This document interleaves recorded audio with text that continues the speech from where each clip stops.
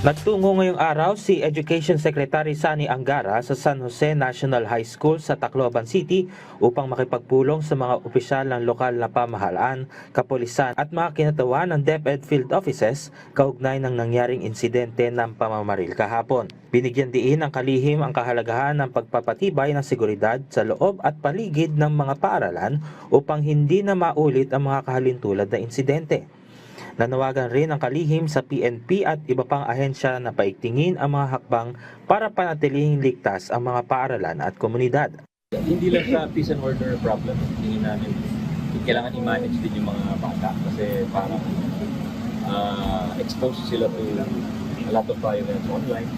Tapos marami wala ring magulang.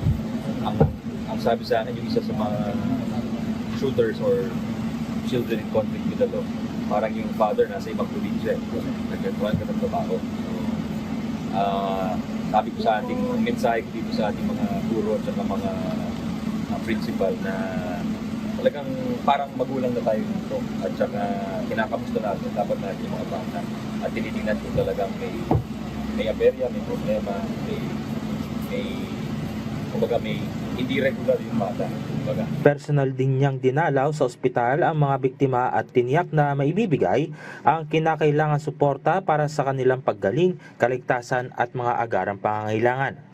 Nauna nang sinabi ng kagawaran na nakikipagtulungan na sila sa mga kinaukulang ahensya ng pamahalaan na mag-deploy ng critical medical assistance at nararapat na psychosocial intervention para sa mga apektadong mag-aaral at personnel.